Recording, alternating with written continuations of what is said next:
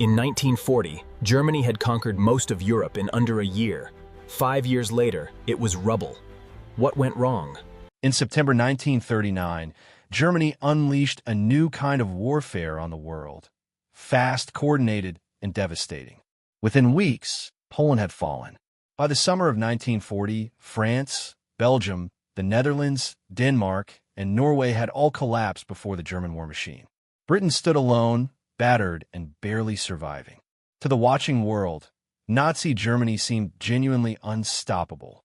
Its army was the most modern, most disciplined, and most feared fighting force on the planet. And yet, within 5 years, that same army would be destroyed, its cities burned to rubble, its leaders dead or on trial. So what went wrong?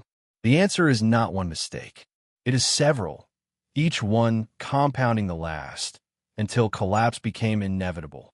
Germany's first critical error came in the summer of 1940. Having conquered France, Hitler expected Britain to negotiate peace. Britain refused. The Luftwaffe, Germany's air force, began a campaign to destroy the Royal Air Force and clear the skies for a land invasion. For weeks, RAF Fighter Command was on the edge of collapse. German pilots were specifically targeting British airfields and radar stations, the very infrastructure that made British air defense possible. Then, on the 24th of August, 1940, German bombers accidentally hit civilian areas of London. Britain retaliated by bombing Berlin. Furious, Hitler ordered the Luftwaffe to shift its bombing to London and other cities instead. It was a catastrophic mistake. Britain's airfields recovered. The RAF survived. And without air superiority, the planned German invasion of Britain, Operation Sea Lion, was quietly shelved.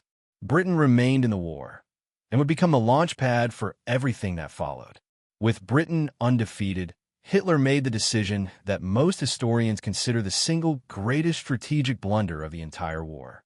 On June 22, 1941, Germany launched Operation Barbarossa, the largest military invasion in human history, against the Soviet Union. Over 3 million German soldiers crossed into Soviet territory on a front stretching nearly 3,000 kilometers. Initially, the results were staggering. Entire Soviet armies were encircled and destroyed. But the Soviet Union was not France. It was vast beyond comprehension, its population enormous, its capacity to absorb punishment and keep fighting unlike anything Germany had faced before. And critically, Germany had not planned for a long campaign. Its soldiers had no winter equipment. When the Russian winter arrived in late 1941, German forces outside Moscow ground to a halt in temperatures of -40 degrees. The war Germany had expected to win in months would last 4 more years and cost it everything. On December 7, 1941, Japan attacked the American naval base at Pearl Harbor. The United States, which had been supplying Britain with weapons and resources but staying out of the fighting, was now almost certainly going to enter the war against Japan. Hitler had no obligation to respond. His alliance with Japan did not require him to declare war on America on Japan's behalf. And yet, 4 days after Pearl Harbor, Hitler voluntarily declared war on the United States. His reasoning was that America would eventually enter the European war anyway, and he preferred to fight on his own terms. It was a fatal miscalculation. America's industrial capacity was beyond anything Germany could match. Within months, American factories were producing weapons, ships, and aircraft at a rate that dwarfed German output. The war had just become unwinnable. On the Eastern Front, the war Germany was fighting was unlike anything in the West.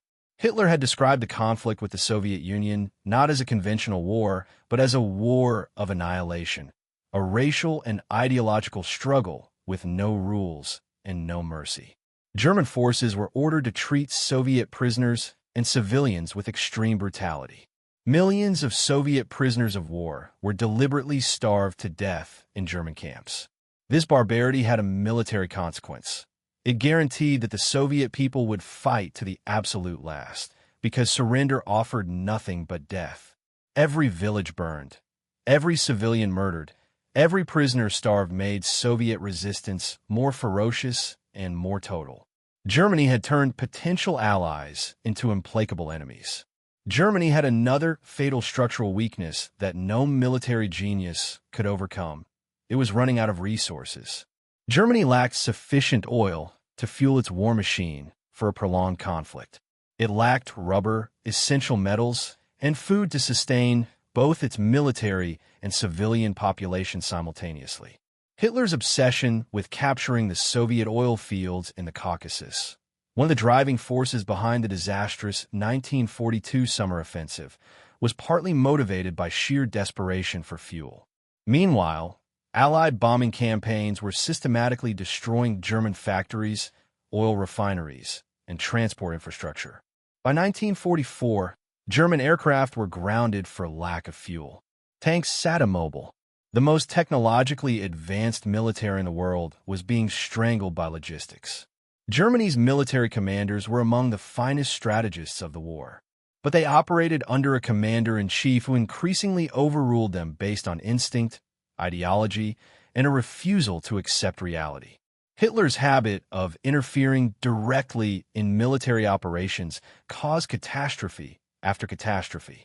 At Dunkirk in 1940, he halted his panzer divisions, allowing over 300,000 Allied troops to evacuate when they could have been destroyed. At Stalingrad, he refused to allow the surrounded German Sixth Army to break out when escape was still possible, condemning nearly 300,000 men to destruction or Soviet captivity. He dismissed experienced generals who disagreed with him and replaced them with loyalists. As the war turned against Germany, his grip on military decision-making tightened, and the quality of those decisions deteriorated. On June 6, 1944, the largest seaborne invasion in history landed on the beaches of Normandy. The Western Allies had opened the second front that Germany had always dreaded, and which it now had to fight simultaneously with a massive Soviet offensive in the east. Germany was now fighting a two-front war on a scale that dwarfed anything it had resources to handle. Its divisions were being ground down in Normandy in the west, while Soviet forces, now vastly better equipped, better led, and burning with the desire for revenge, pushed relentlessly from the east. Germany had no strategic reserve left to counter either threat effectively. The walls were closing in from both sides. In desperation, Hitler placed enormous faith in what he called Wunderwaffen, wonder weapons, that he believed could reverse Germany's fortunes at the last moment. The V-1 flying bomb and V-2 ballistic missile terrorized London and other cities. Germany developed the world's first operational jet fighter, the Messerschmitt 262, which was faster than anything the Allies had. It also developed advanced submarine technology and experimental aircraft designs decades ahead of their time. But these weapons came too late, cost too many resources to produce, and were too few in number to change the strategic balance. The V-2 alone cost more to produce than it destroyed. Meanwhile, the Allies, combining American industrial might, British intelligence, and Soviet manpower, were simply outproducing Germany in conventional weapons at a rate no wonder weapon could compensate for. Hitler's final strategic hope was that the alliance between the Soviet Union, Britain, and the United States would collapse under its own contradictions. He was not entirely wrong that the Allies had conflicting interests. The ideological gap between the communist Soviet Union and the capitalist Western powers was real and vast. After the war, it would indeed produce the Cold War. But during the conflict itself, the shared urgency of defeating Nazi Germany held the alliance together just long enough. At the Battle of the Bulge in December 1944, Germany's last major offensive in the West, the Allied line bent but did not break. American forces held at Bastogne. The Soviets launched their massive Vistula-Oder offensive in January 1945. Germany had no answer to either. By April 1945, Soviet forces had surrounded Berlin. The city was defended by old men, teenagers, and the remnants of shattered divisions, the last resources of a nation that had been consuming itself for 6 years. Hitler remained in his underground bunker, issuing orders to armies that no longer existed, moving divisions on maps that had long since been overrun. On April 30th, 1945, as Soviet soldiers fought street by street toward the Reich Chancellery, Hitler took his own life. 1 week later, on May 8, 1945, Germany surrendered unconditionally. The war in Europe was over. The cost, an estimated 70 to 85 million lives, the deadliest conflict in human history. Germany did not lose World War II simply because it was outfought. It lost because it was outproduced, outmaneuvered strategically, and ultimately destroyed by the consequences of its own ideology. It fought a war of annihilation that guaranteed its enemies would never surrender. It overextended on 3 fronts simultaneously. It made an enemy of the United States voluntarily. It wasted precious resources on terror weapons while its armies ran out of fuel. And it was led, in its final years, by a man increasingly detached from reality, issuing orders from a bunker to armies that no longer existed. The Third Reich lasted 12 years. It left behind 70 million dead and a continent in ruins. If this documentary moved you, subscribe and share it, because understanding how catastrophe happens is how we prevent it from happening again. This has been the real reason why Germany lost World War II.